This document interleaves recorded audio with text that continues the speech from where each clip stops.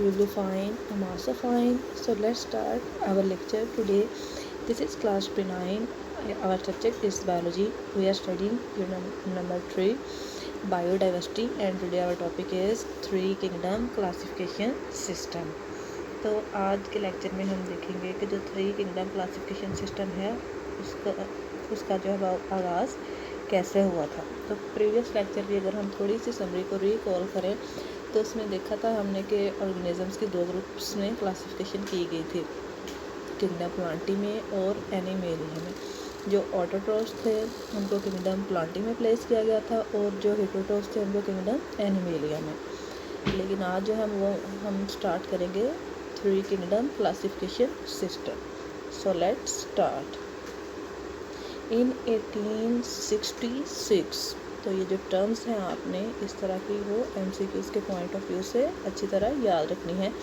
1866 में अर्नेस्ट हैकल ने, कौन से साइंसदान ने? अर्नेस्ट हैकल ने sold the first objection and proposed a third kingdom protista.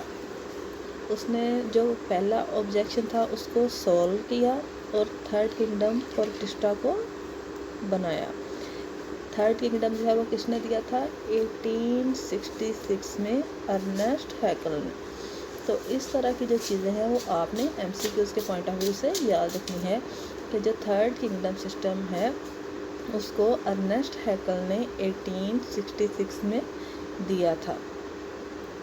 अब इसमें क्या था कि जो प्रोटिस्टा है, किंगडम प्रोटिस्टा था, ये थर्ड किंगडम उसने दिया था। और वो क्यों दिया था? To accommodate euglena like organism, यानी कि जो यूग्लिना की तरह के ऑर्गेनिज्म थे उनको अकोमोडेट करने के लिए उसने इस किंगडम में बैक्टीरिया को भी प्लेस किया। In this system, fungi was still included in the kingdom Plantae. जो थर्ड किंगडम सिस्टम है इसमें जो फंजाई हैं वो अभी भी किंगडम प्लांटी के अंदर ही थे। जो फंजाई हैं वो अभी भी किंगडम प्लांटी के अंदर ही हैं थ्री किंगडम सिस्टम में।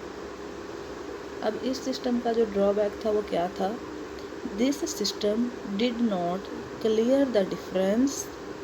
इस सिस्टम ने जो प्रोकैरियोट्स और यूकैरियोट्स के दरमियान डिफरेंस है उसको वाज़िया नहीं किया। तो थर्ड किंगडम सिस्टम का ड्रॉबैक था वो क्या था कि इस किंगडम ने जो प्रोकैरियोट्स और यूकैरियोट्स का डिफरेंस है उसको क्लियर नहीं किया था। Some biologists disagreed about the position of fungi in kingdom Plantae.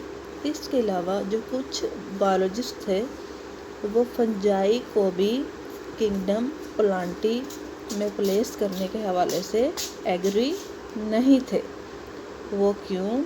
वो इसलिए बिकॉज़ जो फंजाई है वो प्लांट से भी रिजेंबल करते हैं बहुत से वेज में, लेकिन ये ऑटोट्रोफ्स नहीं है। यानी कि फंजाई जो है इनकी बहुत सी जो करेक्टरिस्टिक्स हैं वो प्लांट से रिजेंबल करती हैं, लेकिन इसके साथ वो ऑटोट्रोफ्स भी नहीं हैं। वो अपना फूड खुद नहीं बना सकते। वो क्या करते हैं?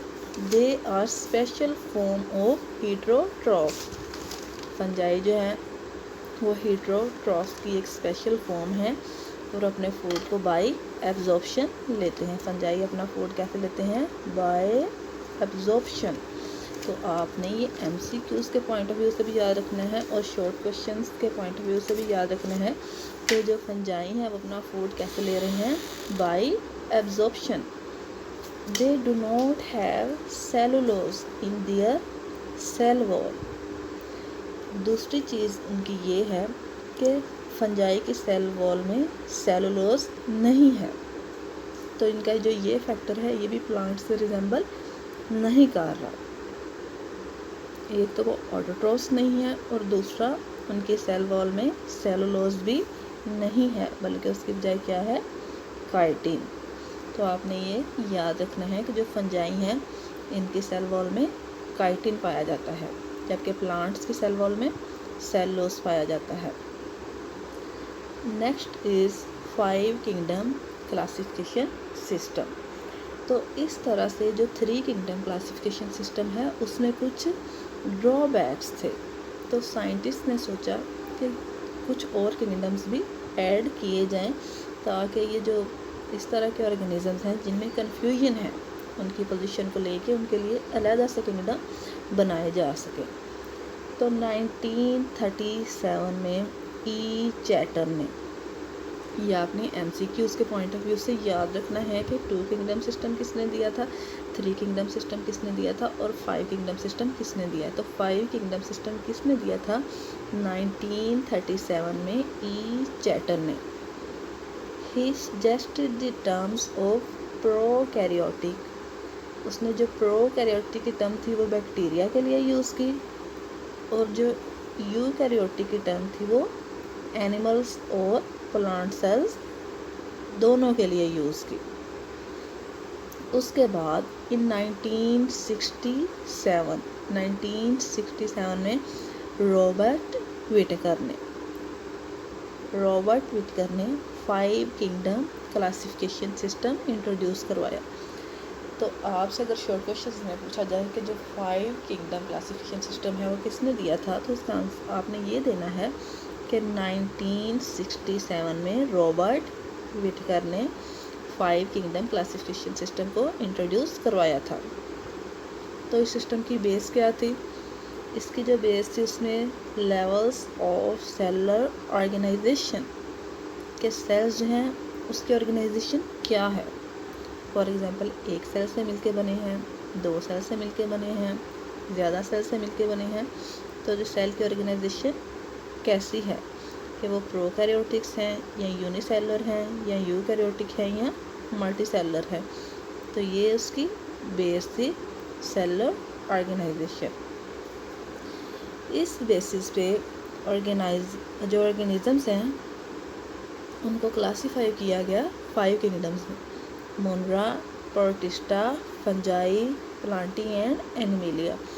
तो 5 किंगडम्स के जो नेम्स हैं वो आपने याद रखने हैं। अगर आपसे शॉर्ट क्वेश्चन में पूछा जाए तो आपने इनके नेम्स बताने हैं, मोनरा, protista, fungi, Plantae and animalia. उसके बाद 1988 में मार्गुलिस और श्वास ने ये 5 किंगडम सिस्टम को मॉडिफाई किया। उन्होंने क्या किया, उन्होंने जो रॉबर्ट विटेकर का 5 किंगडम सिस्टम था उसको मॉडिफाई किया। वो कैसे, दे कंसिडर्ड जेनेटिक्स, उन्होंने सेलुलर ऑर्गेनाइजेशन के साथ साथ जेनेटिक्स को भी कंसिडर किया। उन्होंने कैसे मॉडिफाई किया कि उन्होंने सेलुलर ऑर्गेनाइजेशन के साथ साथ जेनेटिक्स को भी कंसिडर किया और मोड ऑफ न्यूट्रिशन को भी, कि जो ऑर्गेनिज्म का न्यूट्रिशन का मोड क्या है। They classified the organisms into the same 5 kingdoms, उन्होंने क्लासीफाई तो ऑर्गेनिजम्स को उन्हीं 5 किंगडम्स में किया जो कि विटेकर ने दिए थे, सिर्फ जो उसकी बेसिस थी उसको चेंज किया। So this was about today's lecture. I hope you must have understand this very well. If you have still any confusion, you can again ask me. Thanks and take care.